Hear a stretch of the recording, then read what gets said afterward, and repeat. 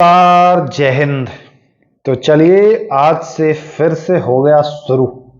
मैं आपको बताया था कि मैं थोड़ा घर चला आया हूँ कुछ दिनों के लिए। छुट्टी हमारी हो गई है समाप्त और आज से आपको कंटिन्यू सब कुछ शुरू हो गया। आज आपको ये वीडियो उपलब्ध करा दे रहा हूँ। इसके बाद आपको कल करंट अफेयर के जितने पेंडिंग हैं वो भी आपको दे दूंगा, सब्जेक्ट वाइज भी दे दूंगा।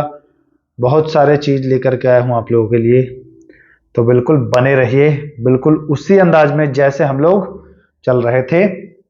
बीच में 1-2 दिन डिस्टर्ब हुआ है, तो चलिए शुरू करते हैं। बाकी ध्यान रखिएगा, क्वेश्चंस जो हैं वो बिल्कुल एग्जाम के पैटर्न पर हैं।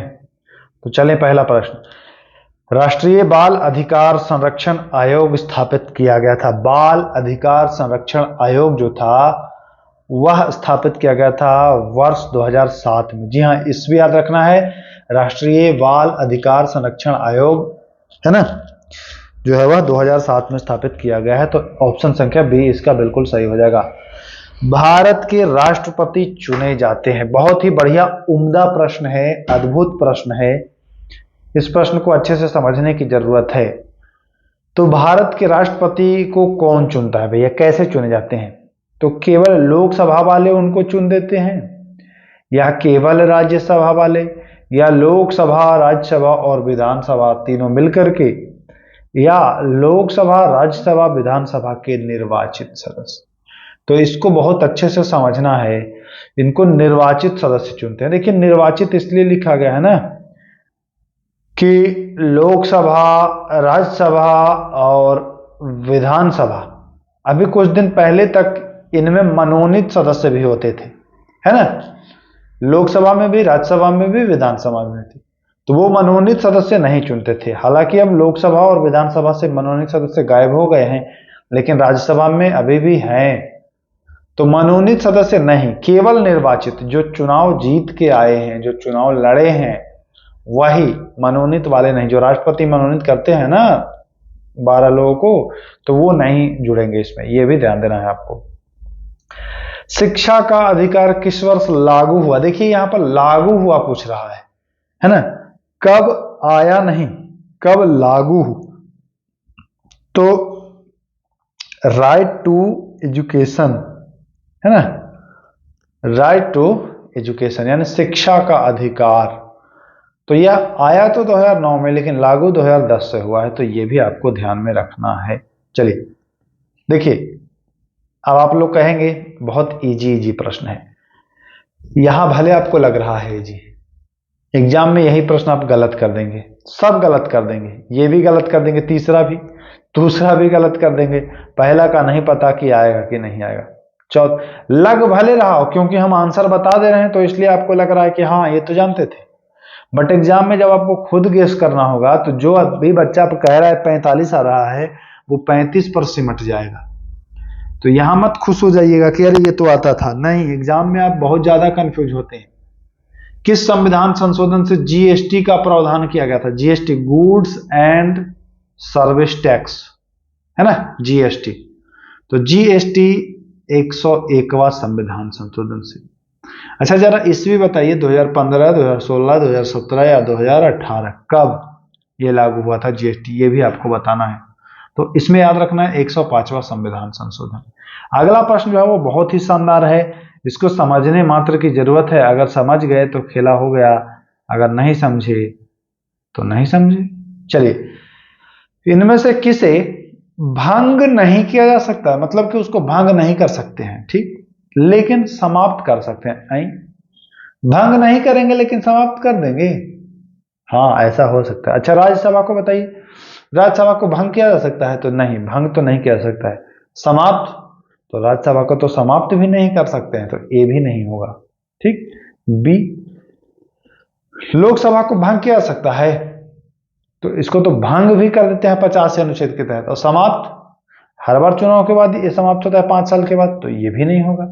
विधानसभा, विधानसभा को भी भंग कर देंगे, समाप्त कर देंगे, यानी विधान परिषद को भंग नहीं करेंगे बट समाप्त कर सकते हैं।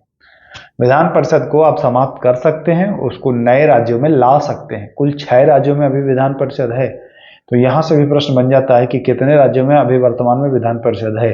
तो याद रख लेना है 6 राज्यों का नाम, है ना, मैं बता दे रहा हूं।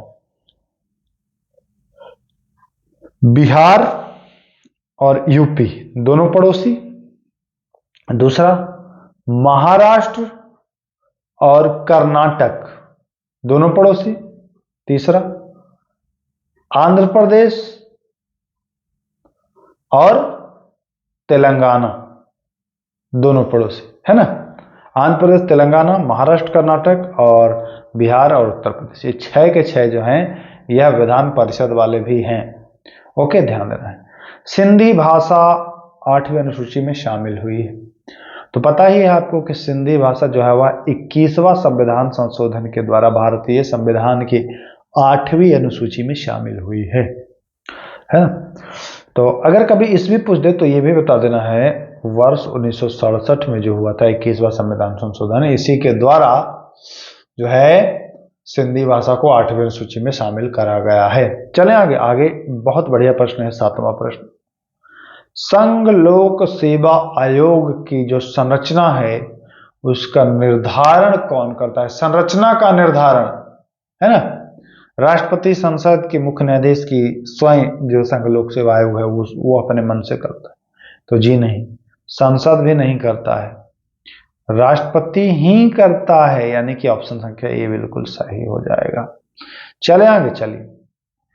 धन विधेयक को राज्यसभा मैक्सिमम कितने दिन के लिए रोक सकता है? देखिए, धन विधेयक जो होता है ना, जो मनी बिल होता है, वह ऑलरेडी पारित माना जाता है कि ये भैया पहले से पारित है, ये राज्यसभा के पास बस जाता है नाम के लिए, ठीक है, राज्यसभा के पास जाता है नाम के लिए। जैसे समझिएगा, जैसे आपकी गर्लफ्रेंड ने आप निर्णय कर लिया कि भैया इसको छोड़ना है, गोलू को छोड़ना है, ठीक, माना कि आपका नाम गोलू है, आपकी गर्लफ्रेंड ने सोचा कि चलिए गोलू को छोड़ना है, ओके।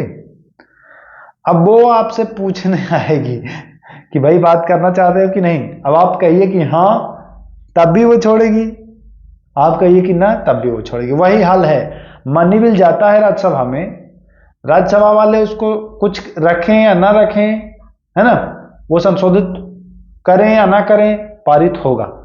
लेकिन ये कितने दिन इनको मिल जाता है भैया कि इतने दिन आप कर सकते हैं। जैसे आपकी गर्लफ्रेंड आपको बोली कि भैया 14 दिन आप बात कर सकते हो हमसे, बाद में तो हम छोड़ेंगे ही।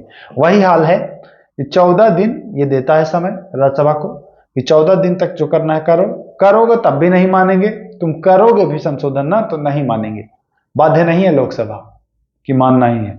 तो राज्यसभा का इसमें पूरा अधिकार होता है।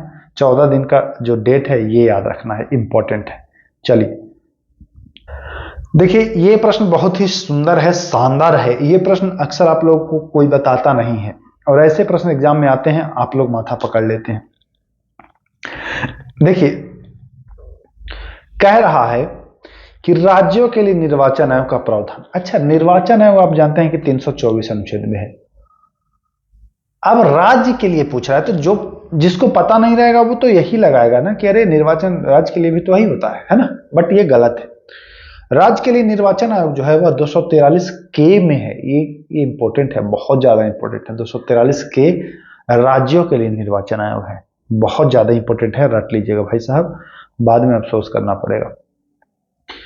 कारखाना किस सूची, जैसे 3 गो सूची है ना, संघ सूची, राज्य सूची, समवर्ती सूची, तो कारखाना जो है ना वो समवर्ती सूची में आ जाएगा। कहां जाएगा? समवर्ती सूची में आ जाएगा कारखाना।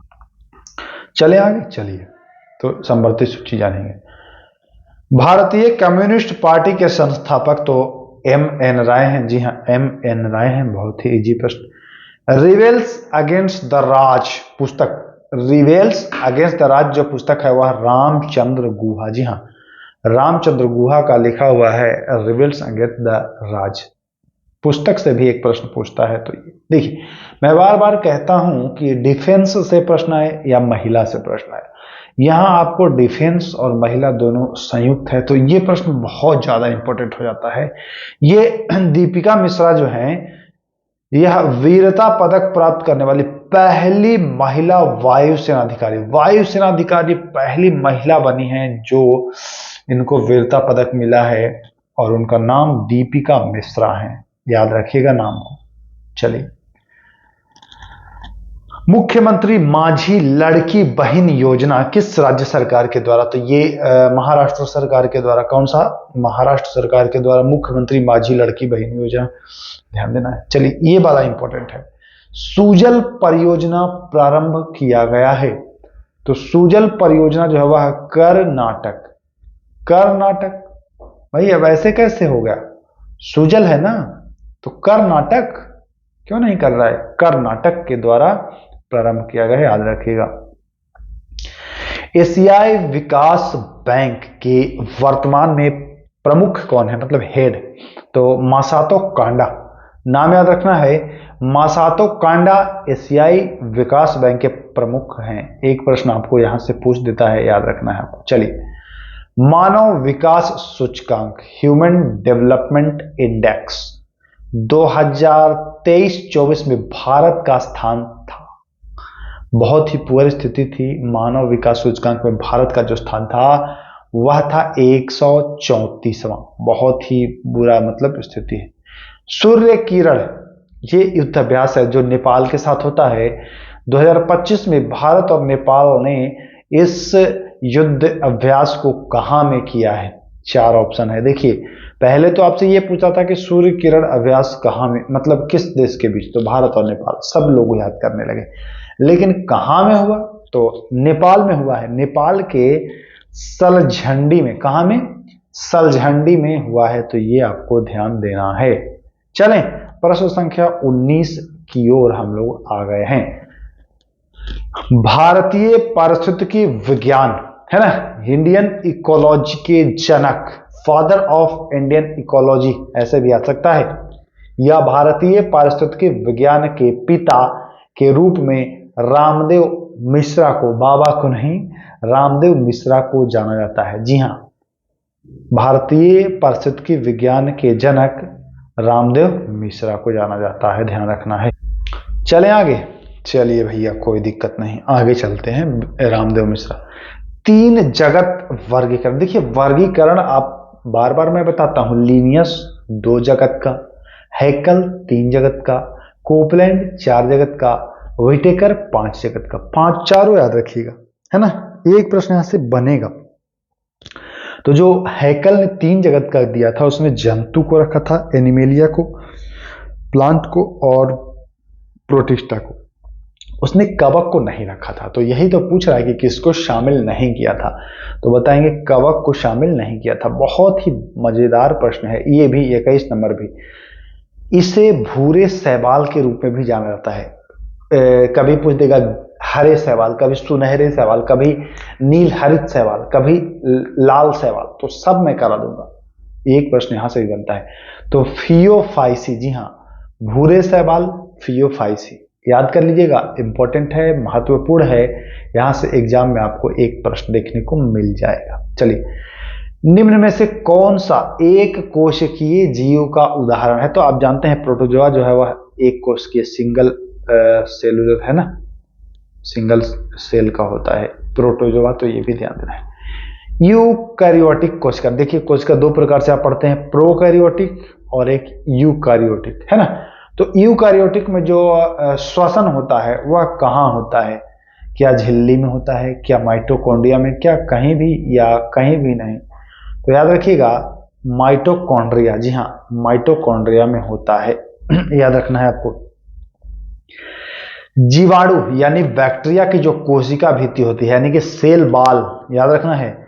जो बैक्टीरिया होता है, जो बैक्टीरिया है, इसका सेल बाल जो बना होता है, कोशिका भित्ति जो बनी होती है, वह किसकी बनी होती है? तो जीवाणु की जो कोशिका भित्ति होती है वह पेप्टाइडोग्लाइकेन, जी हाँ, पेप्टाइडोग्लाइकेन की बनी होती है। ऑप्शन संख्या डी बिल्कुल सही आंसर है। देखिए, एक प्रश्न यहां से बनता है, कभी नैनोमीटर, कभी पिकोमीटर, कुछ भी पूछेगा। तो 1 नैनोमीटर बराबर होता है 10 के पावर -9, ये आपको ध्यान में रखना है। चलिए, नींबू निचोड़ने का मशीन किस श्रेणी का उत्तोलक है? देखिए, प्रश्न बहुत ही शानदार है। अब अक्सर इसमें भूल जाते होंगे ना कि नींबू निचोड़ने का मशीन पहली श्रेणी का है कि दूसरी श्रेणी का कि तीसरी श्रेणी का। इसमें आप अक्सर कंफ्यूज होते होंगे, आज के बाद आप कंफ्यूज नहीं होंगे। देखिए, नींबू निचोड़ने का जो मशीन होता है ना, उसको आप लोग देखे होंगे, ऐसे रहता है, ठीक। और इधर भी, इसमें भी ऐसे रहता है बनाया हुआ, ठीक ना, ऐसे। यहां पर काटने के लिए रहता है, गड्ढा नींबू डालने के लिए। तो आप देखते हैं कि नींबू को दो भागों में काटा जाता है और दोनों भाग में काट करके इसमें डाल दिया जाता है ना। दो भाग जरूर काटता है, साबुत नींबू नहीं डालता है, दो भाग में काटता है बस। दो भाग यानी कि दो, बस द्वितीय श्रेणी का उत्तोलक। यह नींबू निचोड़ने का मशीन देखिए दो पार्ट में बना होता है, एक ये दबाने वाला और एक नीचे दबने वाला, है ना। तो ऐसे करके याद कर लिया कि दो द्वितीय श्रेणी का उत्तोलक है, याद हो जाएगा, कभी भूलने वाले अब नहीं है। एक वस्तुएं दूसरे वस्तुएं से आसंजक बल के कारण जो है वह चिपक जाती हैं। तो ऑप्शन संख्या बी इसका सही हो जाएगा, आसंजक बल राइट आंसर हो जाएगा। चलिए, इनमें से किसका अपवर्तनांक कम होगा?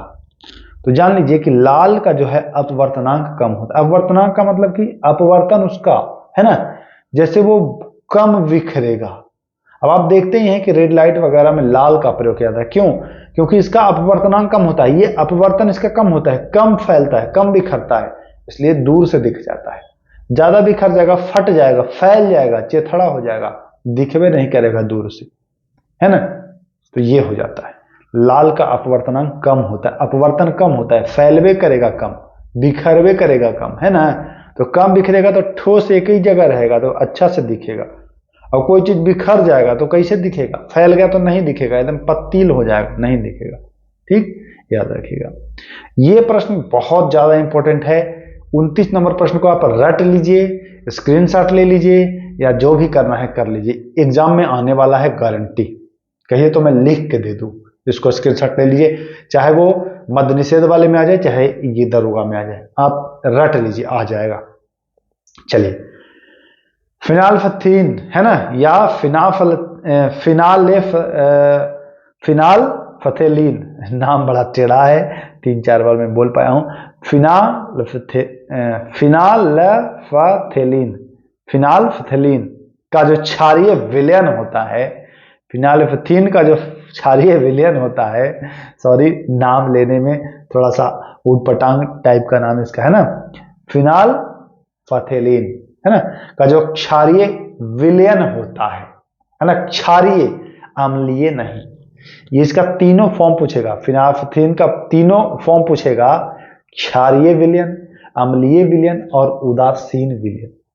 क्षारीय कैसा कलर, अम्लीय कैसा कलर, है ना, तो हम बारी बारी से आपको सब बता देंगे। तो जो क्षारीय होगा वह गुलाबी होगा, है ना, गुलाबी होगा, याद रख लेना है आपको, क्षारीय विलयन गुलाबी होगा। आतिशबाजी के दौरान हरा, लाल तो स्ट्रोंसियम बताया था मैंने, लेकिन हरा पूछे तो बेरियम बताइएगा, इंपॉर्टेंट है, ध्यान देना है। उजला थोथा, व्हाइट विट्रियोल, है ना, उजला थोथा व्हाइट विट्रियोल के नाम से भी जाना जाता है, तो जिंक सल्फेट। नीला थोथा किसे? तो कॉपर सल्फेट, दोनों याद रखिएगा। अभी मैं बाद में बताऊंगा हरा कौन, और बाकी अलग अलग मैं बता दूंगा। उजला तो जिंक सल्फेट, उजला थोथा है व्हाइट विट्रियोल। सफेद, सफेद उजला ही हुआ ना, कॉपर नीला हो गया। ओके, कोई दिक्कत? चलिए आगे चलें। चलिए 32 नंबर सवाल। इटांकी राष्ट्रीय उद्यान नागालैंड में स्थित है। इटांकी कहां में स्थित है? नागालैंड में। इजी प्रश्न है। प्रायद्वीपीय भारत की सबसे बड़ी नदी क्षेत्र गोदावरी, याद रखना है। प्रायद्वीपीय भारत की सबसे बड़ी नदी क्षेत्र इनमें से कौन सी है? तो वह है गोदावरी। देवप्रयाग स्थित है। प्रयाग से भी एक प्रश्न आता है, पांचों प्रयाग हैं, जो पांचों प्रयाग आपको जान लेना है। तो देवप्रयाग, भागीरथी व अलकनंदा, जी हाँ, देवप्रयाग, भागीरथी व अलकनंदा, ये आपको ध्यान देना है। चलिए, किबुल लामजाओ जो तैरता हुआ राष्ट्रीय पार्क है, तैरता हुआ पार्क है भैया, कोई आम पार्क नहीं है, ये बहुत बार पूछा गया है बिहार दरोगा में, तो ये समझिए कि आता ही आता है। तो यह किस झील में है? तो बच्चे तो जानते हैं कि मणिपुर में है, बस मणिपुर जान गए तो लोकटक झील जानिए, ठीक ना। पुलिकट झील तमिलनाडु में है, लोकटक झील मणिपुर में है, तो मणिपुर की बुल्लम याद रखना। करनाल बंट रोग जो होता है ना वह गेहूं का होता है, तो ये भी ध्यान देना है। मैग्नीज के भंडारण में पहला स्थान रखता है। देखिए भंडारण में बात कर लें तो उड़ीसा, कहीं कहीं आपको मध्य प्रदेश मिल जाएगा, लेकिन अभी जो लेटेस्ट मैं देख रहा हूं उसमें उड़ीसा दिखा रहा है, तो उड़ीसा आपको ध्यान में रखना है। सिंगरौली बहुत इंपॉर्टेंट अच्छा प्रश्न है, यहां से एक प्रश्न बनता है। सिंगरौली प्रमुख कोयला उत्पादक क्षेत्र है, यह कहां स्थित है? देखिए इसमें कंफ्यूजन होता है पश्चिम बंगाल और मध्य प्रदेश, कभी झारखंड लगता है कभी छत्तीसगढ़ लगता है, ऐसा ये नाम है ना, कंफ्यूजन क्रिएट करते रहता है। बट याद रखिएगा कि सिंगरौली जो है वो मध्य प्रदेश में है। काकरापार परमाणु रिएक्टर स्थित है, तो काकरापार गुजरात में, कहां में है? गुजरात में, तो बी ऑप्शन बिल्कुल सही हो जाएगा। परमाणु ऊर्जा विभाग की स्थापना वर्ष 1954 में, जी हां याद रखना है, वर्ष 1954 में हुई थी। देखिए ये प्रश्न बहुत ही शानदार, खूबसूरत, लाजवाब कह लीजिए, सही सुमेलित करना है। अफजल खां का शिवाजी से संघर्ष कब हुआ था? क्या 1659 में हुआ था? सबको लिखिए, याद करिए। यहां सूरत की पहली लूट क्या 1664 में? पुरंदर की संधि क्या 1665 में? और शिवाजी का विवाह क्या 1640 में? तो जी हाँ, ये चारों सही सुमेलित ही है ना, उट पटांग नहीं है कि मैं ऑप्शन दूं, चारों का सही है, इस भी याद कर लीजिए। प्लासी का युद्ध हुआ था, प्लासी का युद्ध 1757 में हुआ था, 23 जून को हुआ था। 20 जून को क्या हुआ था 1756? तो ब्लैक होल की घटना, ब्लैक होल की घटना, जिसमें 146 लोगों को बंद किया गया था सिराजुद्दौला के द्वारा, जिसमें 23 लोग जिंदा बचे थे, 123 मर गए थे। जेड हालवेल नामक एक झूठा व्यक्ति ये कहानी बनाया है, बताया है।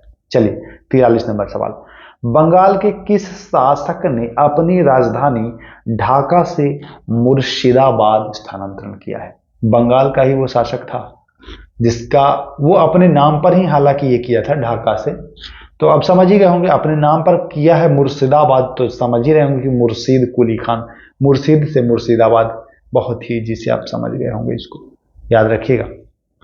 चले आगे, चलिए किसने 1755, देखिए ये प्रश्न मैं लगभग दूसरी तीसरी बार करा रहा हूं क्योंकि ये प्रश्न है ही महत्वपूर्ण, है ना। हैदर अली ने सैनिकों को प्रशिक्षित करने हेतु फ्रांस के सहायता से आधुनिक शस्त्रागार 1755 में डिंडीगुल में स्थापित किया था, ये भी आपको ध्यान देना है। कौन व्यापारी अपने आप को सागर के स्वामी कहते थे? कहते थे भैया मैं तो सागर का स्वामी हूं, और ये जो सागर है हिंद महासागर पर इनका अधिकार है।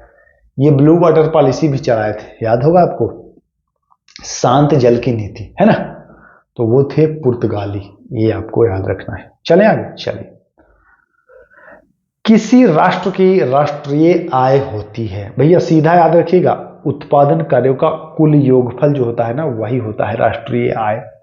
सीधा उत्पादन कार्य, केवल उत्पादन नहीं, उत्पादन कार्यों का कुल योगफल, यही होता है राष्ट्रीय आय। भारत को कितने पीन क्षेत्रों में विभक्त किया गया है? तो 8 पीन क्षेत्रों में विभक्त किया गया है, ये भी आपको ध्यान देना है। चलिए 48 नंबर, देखिए 48 नंबर समझिएगा नहीं तो गलत कर देंगे। नाभिकीय रिएक्टर में किसका प्रयोग मंदक के रूप में, मंदक जो मंद कर दे, धीमा कर दे, है ना, प्रयोग करते हैं? ग्रेफाइट का, D2O का, ड्यूटेरियम ऑक्साइड, H2O, है ना, और कैडमियम। ठीक, तो जान लीजिए कि ग्रेफाइट स्नेहक के रूप में कार्य करता है ना।